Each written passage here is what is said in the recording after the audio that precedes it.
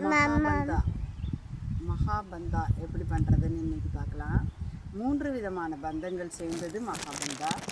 ஜலதர பந்தா தொண்டையை லாக் பண்ணுறது, ஒட்டியான பந்தா வயிறு லாக் பண்ணுறது, மூலாதார பந்தா நம்முடைய ஆசனமை சுருக்கிறது. இது 3ஐயும் சேர்த்து பண்ணுறதுக்கு பேர் தான் மகாபந்தா. இதில் ஜலதர பந்தா எப்படி பண்ணுறதுன்னு பார்க்கலாம். அதில் நல்ல மூச்சு எடுத்துட்டு மூச்சை வெளியே விட்டுறணும். மூச்சை ஃபுல்லாக வெளியே விட்டுட்டு தொண்டையை லாக் பண்ணணும். அப்புறம் உங்களுடைய தாடை கழுத்தில் மோதிர மாதிரி நல்லா தொண்டையை இறுக்கிக்கணும். அவ்வளோதான். இதை 10 வினாடிகள் அப்படியே வச்சுக்கணும். வச்சுட்டு மெதுவாக உங்களுடைய சின்ன ரிலீஸ் பண்ணி மூச்சு எடுத்துக்கலாம். அடுத்தது ஒட்டியான பந்தா. ஒட்டியான பந்தா மூச்சை அதே மாதிரி தான். மூச்சை ஃபஸ்ட்டு வெளியே விட்டுறணும். வயிறை நல்லா மேக்ஸிமம் உள்ளே இழுத்துக்கணும். உள்ளே இழுத்து அப்படியே 10 வினாடிகள் அப்படியே வச்சுக்கணும்.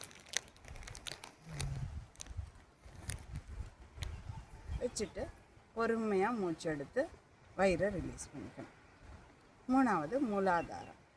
மூலாதாரம் நம்மளுடைய ஆசனவாயை இறுக்கி மூடணும். அவ்வளோதான். தொடை தசைகளை நல்லா இறுக்கி ஆசனவாயை நல்லா டைட்டாக மூடணும்.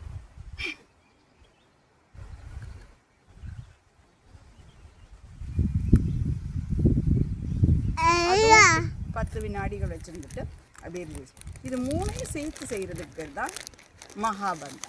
ஒரு தடவை மூச்சை வெளியே விட்டு ஜலதர பந்தா, ஒட்டியான பந்தா, மூலாதார பந்தா 3ஐயும் நல்லா டைட்டாக க்ளோஸ் பண்ணணும். அவ்வளோதான்.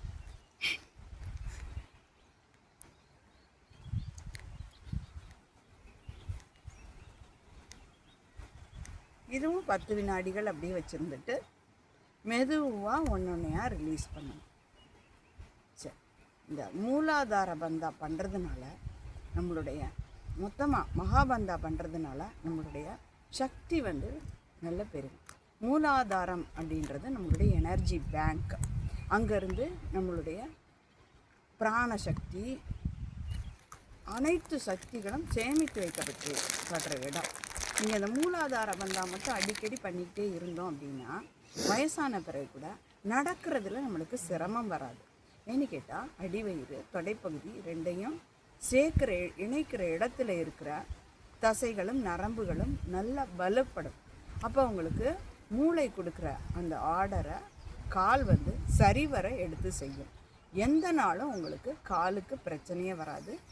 எந்த நாளும் படுக்காமல் நடக்கணும் அப்படின்னா இது கட்டாயம் தினமும் பண்ணலாம்.